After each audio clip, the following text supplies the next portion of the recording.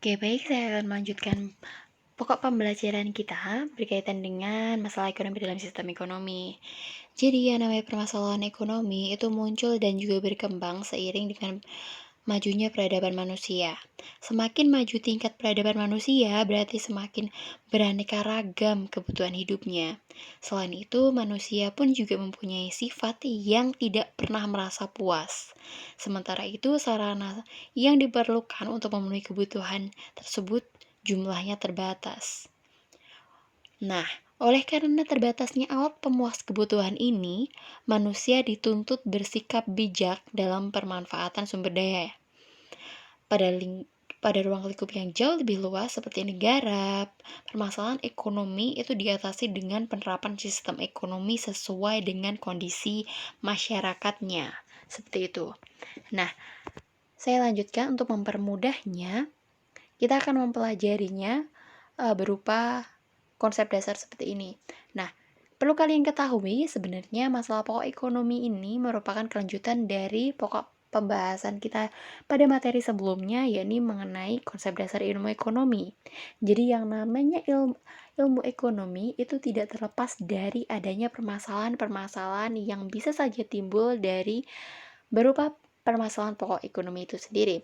Kemudian untuk permasalahan pokok ekonomi ini itu terbagi atas dua, yakni permasalahan pokok klasik dan juga permasalahan pokok ekonomi modern. Seperti itu. Dimana untuk masing-masing permasalahan ini terbagi lagi. Kalau misalkan untuk permasalahan pokok ekonomi klasik itu meliputi produksi, konsumsi, dan juga distribusi, sedangkan permasalahan pokok ekonomi modern itu meliputi pertanyaan what, how, dan for whom, seperti itu. Nah, untuk masing-masing pokok bahasan ini itu bisa dipecahkan dengan adanya sistem ekonomi, di mana di konsep dasar ini itu sudah dijelaskan kalau yang namanya di sistem ekonomi itu dibedakan menjadi sistem ekonomi tradisional, sistem ekonomi liberal atau bebas, sistem ekonomi komando atau terpusat, dan bahkan sistem ekonomi campuran. Jadi campuran ini adalah gabungan antara liberal dan juga komando. Kemudian ada juga sistem demokrasi ekonomi Indonesia. Seperti itu. Tapi kalau misalkan untuk pada pertemuan kali ini kita akan membahas mengenai masalah pokok ekonomi saja. Kalau untuk sistem ekonominya kita akan bahas pada pertemuan selanjutnya seperti itu. Oke. Coba dilihat gambar ini. Nah, kalau misalkan untuk gambar ini pun juga silakan diamati. Ada dua orang kan, dimana ada dua orang yang beradu panco, yang satu dimisalkan sebagai kebutuhan dan juga keinginan, yang satu yang kecil itu berhubungan dengan research atau sumber daya alam. Nah, kalau misalkan dilihat dari gambar ini, itu seolah-olah kebutuhan dan juga keinginan itu kan mencengkram sumber daya alam kan. Nah, bisa juga diartikan kalau yang namanya kebutuhan dan keinginan itu sebenarnya punya kekuatan yang banyak gitu. Jadi memang harus dicukupi. Terus sedangkan sumber daya alamnya itu kekuatannya terbatas. Jadi bagaimana cara kita untuk mencukupi kebutuhan dan keinginan kita dengan sumber daya yang terbatas tersebut. Seperti itu.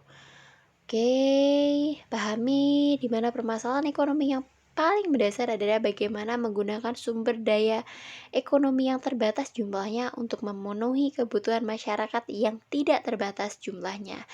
Sebagaimana gambar ini, seperti itu.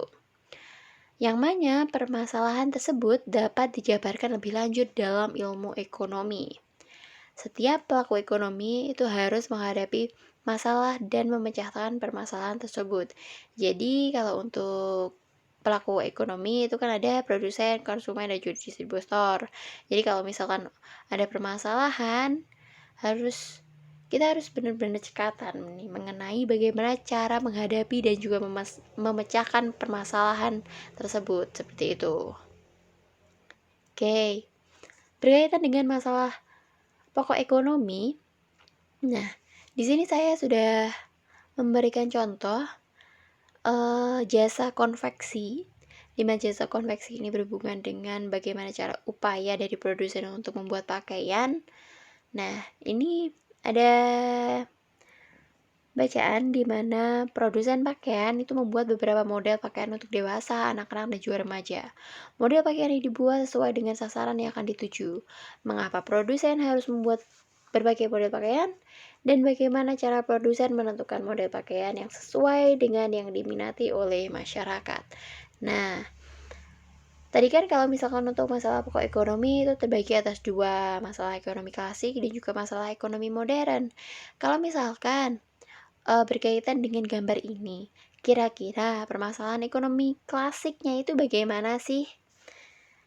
Oke, perlu kalian ketahui kalau misalkan untuk permasalahan ekonomi klasik, kan tadi berhubungan atas 3 hal kan, produksi, konsumsi, dan juga distribusi kan. Kalau misalkan untuk produksi, jadi ya bagaimana upaya untuk memproduksi suatu barang yang bisa digunakan untuk mencukupi kebutuhan konsumennya. Kalau misalkan konsumsi, ya untuk memenuhi konsumsi dari masyarakat, kebutuhan konsumsi dari masyarakat, sedangkan untuk distribusi, ya untuk disalurkan kepada masyarakat. Jadi ketika seorang produsen pakaian itu memproduksi suatu barang, ya harapannya bisa mencukupi kebutuhan dari konsumen, baik itu dewasa, anak-anak, ataupun remaja. Kemudian dari proses produksi tersebut, pastilah yang namanya produsen itu mendistribusikan hasil produksinya kan. Soalnya kan kita kalau misalkan untuk ketika kita memproduksi kan harapannya bisa dinikmati oleh konsumen, seperti itu kan, bisa mencukupi kebutuhan dari konsumen, seperti itu kan. Terus kalau misalkan untuk masalah ekonomi modern, pokok pemikiran manusia itu semakin lama semakin berkembang. Jadi, kalau misalkan untuk masalah pokok ekonomi modern, itu sudah dirinci. Upaya proses produksi itu sudah dirinci dalam sebuah pertanyaan-pertanyaan. Misalkan what, untuk apa sih barang tersebut diproduksi, kemudian how, bagaimana cara memproduksinya, dan for whom, untuk siapa barang tersebut diproduksi, seperti itu. Nah, saya akan kupas lebih lanjut mengenai masing-masing permasalahan pokok tersebut. Kalau untuk permasalahan pokok ekonomi klasik, itu tadi kan ada proses produksi nih. Nah, produksi ini merupakan hasil akhir dari proses atau aktivitas ekonomi dengan memanfaatkan faktor produksi dan juga input. Baru kalian ketahui kalau misalkan untuk faktor-faktor produksi itu ada sumber daya alam, sumber daya manusia atau berupa tenaga kerja, modal, dan juga skill atau keahlian usaha. Jadi yang namanya produksi itu pasti memanfaatkan faktor-faktor produksi tersebut. Di mana untuk proses produksi ini dibedakan menjadi dua, yakni ada proses produksi secara terus-menerus atau continuous process. Jadi ketika kita membuat suatu barang, ya barang yang kita produksi itu langsung jadi. Misalkan apa? Contohnya kayak kita membuat gelas. Gelas itu proses produksinya berlangsung secara terus-menerus. Kalau misalkan proses produksi itu terhenti, itu mungkin akan menyebabkan gelas tersebut tidak bisa berwujud sebagai gelas, seperti itu. Jadi kalau misalkan untuk proses pembuatan gelas, kaca, dan lain sebagainya, itu kan harus berlangsung secara terus-menerus. Tapi kalau misalkan untuk yang satunya, proses produksi secara terputus-putus atau intermittent proses. Jadi kalau misalnya untuk proses produksi secara terputus-putus itu ketika kita memproduksi suatu barang atau kita berusaha untuk menghasilkan suatu barang yang kita hasilkan itu bisa diproduksi secara berkesinambungan. Contohnya apa? Contohnya kayak kita bikin kaos, seragam, bangunan, dan lain sebagainya. Bahkan contoh lainnya kayak kita membuat mobil, motor, itu kan bisa berkesinambungan kan?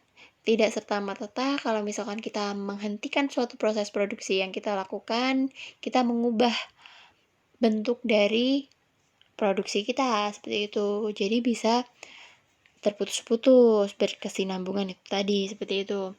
Terus kalau untuk konsumsi, ya kan kita sama-sama mengetahui kalau konsumsi itu merupakan suatu kegiatan menggunakan barang atau jasa untuk memenuhi kebutuhan hidup. Jadi tindakan konsumsi itu bertujuan untuk memperoleh kepuasan setinggi-tingginya dan mencapai tingkat kemakmuran. Jadi kalau misalkan tingkat konsumsi seseorang atau masyarakat itu tinggi, berarti tingkat kemakmurannya itu juga tinggi, seperti itu.